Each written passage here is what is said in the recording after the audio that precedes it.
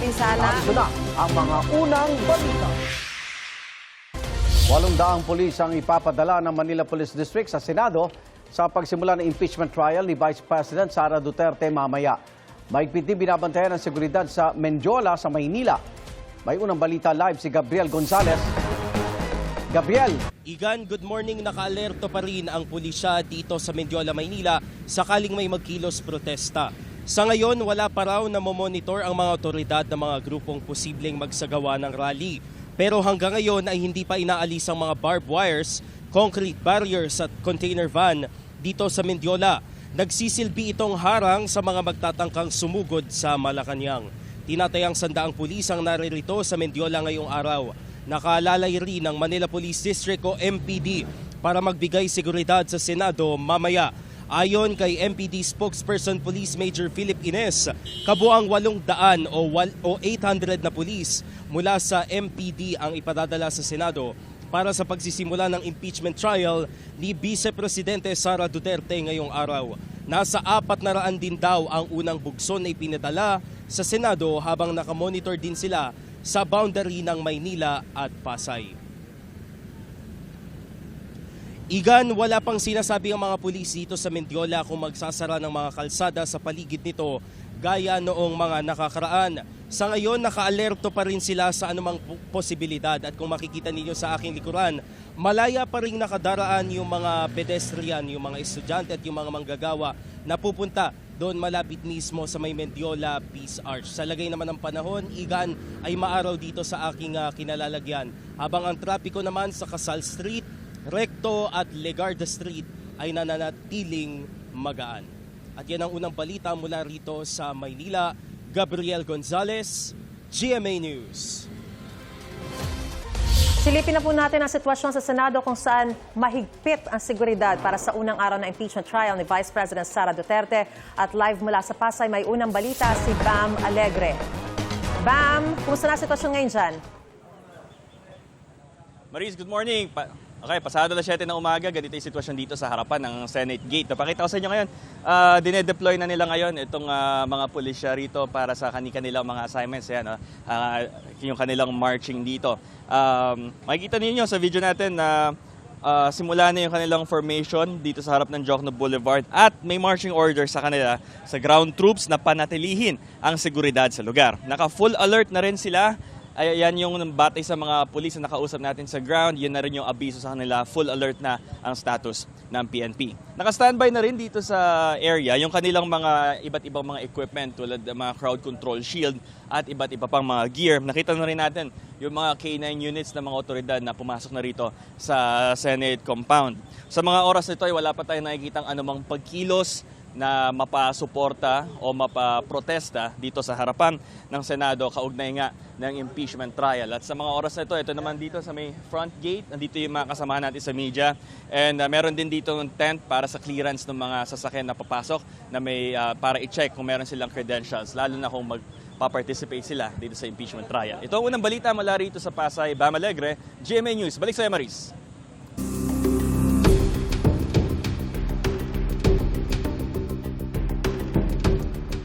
Inaabangan kung personal na dadalo sa paglilitis mamaya si Vice President Sara Duterte. Sa panayam ng unang balita kanina, ayaw daw munang pangunahan ni Atty. Michael Powa, isa sa mga abogado ng bise kung haharap si VP Duterte sa impeachment court. Bago yan, magkahiwalay na nagsimba sina Vice President Duterte at ang House Prosecution Team bago ang paglilitis. Sabi ni Senate President Sherwin Gatchalian, ngayon ang opening statements ng prosecution at defense teams. At bukas naman, sisimula ng pagpapaharap sa mga testigo. May unang balita sina Jonathan Andal at Darling Kai. Nakahanda ng mga barikada sa labas ng gate ng Senado. May nakapaskil na abiso ng mga isasarang kalsada. Mula alas 7 ng umaga hanggang alas 7 ng gabi, sarado ang parehong north at southbound lanes ng Jokno Boulevard mula Seaside Boulevard hanggang Atang de la Rama Street. Handa na rin magsilbing impeachment court ang Senado para sa day 1 ng paglilitis sa bise. Sabi ni Senate President Sherwin Gatchalian, layo nilang maging simple at madaling maunawaan ng publiko ang paglilitis. Asahan anyang mareresolba ang mga isyong lumabas sa pre-trial conference at pagkatapos lumabas ang pre-trial order, kasama kung ano ang gagawin sa selyadong kahon ng Bureau of Internal Revenue o BIR na naglalaman ng tax returns ng bise at asawa nitong si Attorney Manasseh Scarpio. I-consolidate lahat ng mga decision na yan. At I don't want to preempt, lalo na Senate President tayo. So I'll leave that to the discussion. Nasa atin pa yung kahon ngayon, in custody ng Senado. Pero ebidensya kasi yan eh. No? At dapat yung mga ebidensya nasa kustodiya yan ng prosecution or defense. Si Senador Bam Aquino, pabor na isa publiko yan. Magfa-file po tayo ng motion to release all presented evidence to the public. Muling sinabi ni Senador Ping Lacson na hindi saklaw ng impeachment court ang pagpapasya sa estado ng selyadong kahon ng BIR. Senate President ang otomatikong umuupo bilang presiding officer sa ilalim ng rules ng Senado. Pero pwede siyang palitan sa boto ng mayorya base sa inamyendahang rules noong June 3. Pinalutang ni Lacson ang pangalan ni Senator Cheese Escudero na posibleng maging presiding officer. Masusundan natin yung mga dokumentong ini-issue. Tayo yung pumipirma as presiding officer. Yung pre-trial instructions, pre-trial order, pati yung summons na pinirmahan natin para iimbitahan si Vice President Sara Duterte. Meron nga rin doong proviso na ang majority ay depende kung anong sitwasyon, pwede rin silang pumili ng iba. Inaasahan ang opening statements ng prosecution at defense. Actual trial will be on Tuesday. So yun naman din ay napag-usapan rin. So sa Tuesday mag-uumpisa magpatawag ng mga testigo, maririnig yung mga testigo. Doon rin natin makikita yung mga ebidensya ang ipipresenta. Sabi ni Gatchalian, inaasahan niyang walang boycott na magaganap kahit na 10 lang ang dumalo sa caucus na ginawa kaugnay sa impeachment. Importante may quorum. But ako nakikita ko mag-attend naman ang lahat. No? Kasi nga parte ito ng ating trabaho. Hindi binanggit ni Gatchalian kung nag-abisong dadalo ang nagtatagong si Senador Ronald Bato de la Rosa. Binubuno naman ni Senador Jinggoy Estrada ang ipinataw sa kanyang preventive suspension dahil sa kinakaharap na kasong plunder at graft. Pinaghahandaan ng Senado ang lahat ng posibilidad kabilang ang posibleng paglalabas ng arrest warrant laban kay Senador Rodante Marcoleta na may kasong plunder sa Sandigan Bayan. Ayaw ko i-preempt yung mangyayari. No? Unfair naman kay Senator Marcoleto dahil nga nasa korte to at mayroon pang remedy siya. Bukas sa publiko ang impeachment trial. Sa session hall, 61 seats ang ilalaan para sa general public na personal na susubaybay sa paglilitis. Nakalatag na rin ang seguridad sa palibot ng Senado. May inaasahan ding mga kilos protesta ng mga taga-suporta at kritiko ng bise tulad ng Tindig Pilipinas na isa sa mga nagsampa ng impeachment complaint sa bise. Bilang isang opisyal na hinalal ng napakaraming milyon-milyong Pilipino, sana ipaliwanag niya sa wakas itong mga anomalya. Sana ikwento niya na maayos yung kanyang panig para magkaroon po tayo ng malinaw na hatol dito sa mga kaso niya. Sa bisperas ng kanyang impeachment trial, nag-post si Vice President Sara Duterte ng litrato niya na ayon sa caption ay kuha noong mga nakaraang linggo sa Archdiocesan Shrine of St. Vincent Ferrer sa Bugo, Cebu. Ipinagdasal ng bise ang kapayapaan ng bansa, kaligtasan ng mga Pilipino, pagbangon ng Bugo City mula sa lindol at pag-uwi ng kanyang amang si dating Pangulong Rodrigo Duterte. Walang binanggit ang bise tungkol sa paglilitis sa kanya sa Senado. Nasa simbahan din ang mga kongresista at abogadong uusig kay Duterte. Pinag-pray over sila at binasbasan sa isang special mass for the prosecution sa Archdiocesan Shrine of Jesus, the Way, the Truth, and the Life sa Pasay City. Ready na, kulang na lang ng pagdasal nating lahat. Ilang rosaryo na po ang rinusaryo namin. The prosecution team is ready for the start of the impeachment trial. Ang Senado handa na rin, pero may pakiusap muna sa prosekusyon at depensa si Senate President Sherwin Gatchalian. Iksian sana ang kanilang trial days at listahan ng mga testigo. Sa tansya kasi nila aabuti ng 7 hanggang 8 buwan ang impeachment trial.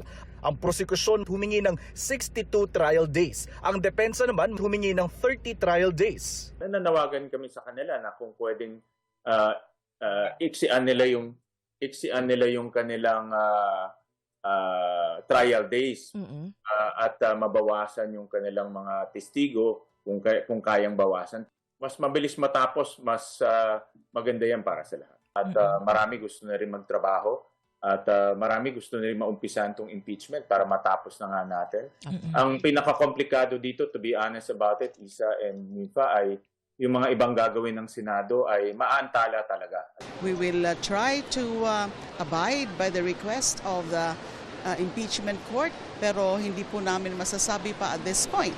Kasi syempre, nandyan na yung listahan, meron na kami mga intended witnesses. It's a matter of strategy. Hindi po importante yung number ng witnesses. Kasi importante na lumabas ang ebidensya through the witnesses and through the documents. Sinusubukan pa namin kunin ang posisyon dyan ng depensa.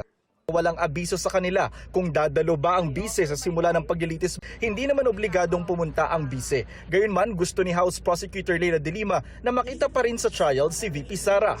Kasi kung iisnabi na naman niya, katulad ng ginawa niya dun sa House hearings, ano bang ibig sabihin yan? Binabaliwala niya o minaliliit niya, she's belittling a very significant constitutional process.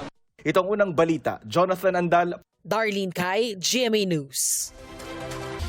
Hindi madaanan ang ilang lanes sa eastbound side ng Commonwealth Avenue sa Quezon City dahil sa paghihigpit ng seguridad sa Sandigan Bayan. May unang balita live si James Agustin. James, magandang umaga. Marie, good morning. Nakapwesto sa harapan itong Sandigan Bayan ng mga concrete barrier, plastic barrier, steel fence na ilalatag daw ng mga taon ng MMDA. Bahagi ito ng paghahanda kung sakali raw na may magsasagawa ng kilos protesta dito ngayong araw. May naka-standby din na forklift. Hindi na muna madana ng bike lane at isang lane itong Commonwealth Avenue sa eastbound direction dahil dito nakapwesto ang mga barrier steel fence. At ngayong pasado alas 7 ng umaga, hindi naman apektado ang trapiko sa mga motorista na patungo sa area ng Fairview. Yan muna yung latest mula po rito sa Quezon City. James Agustin, GMA News. Handa raw ang Philippine National Police na ipatupad ang arrest warrant laban kay Senador Dante Marcoleta kapag inilabas na ito ng Sandigan Bayan. Ito'y matapos magsampa ang Office of the Ombudsman ng mga kasong plunder at paglabag sa Presidential Decree No. 46 laban kay Marcoleta noong Biyernes. Dahil po yan sa pag-amin ni Marcoleta na tumanggap siya ng 75 million pesos na donasyon bago ang campaign period noong eleksyon 2025 at habang kongresista pa siya. 3 araw nagtipon-tipon ang mga miyembro ng Iglesia ni Cristo para tutulan ang pagsasampa ng kaso laban kay Marcoleta. Sinisikap ang kuna ng bagong pahayag si Marcoleta. Nauna na niyang sinabi na handa siyang makulong kung yan ang kapalit ng pagtatanggol aniya sa katarungan. Ayon sa Malacanang, ang pagsasampa ng kasong plunder laban kay Marcoleta ay patunay na hindi nagpadala ang gobyerno sa anilay pressure mula sa INC. One proud nation ang Pilipinas sa historic na panalo ni Alex Ayala sa round 3 ng Wimbledon The Championships 2026. Kabilang sa mga bumati kay Ayala, mismong si Pangulong Bongbong Marcos. Tinawag niyang terrific ang Pinay tennis sensation. Pinasalamatan ng Pangulo si Ayala sa pagiging ehemplo sa kabataan Pilipino na mangarap ng matayog at abutin ito. Binigyang pupugay rin si Ayala ng Philippine Sports Commission sa pagiging unang Pilipino na nakaabot sa round 4 ng isang Grand Slam tournament sa Open era.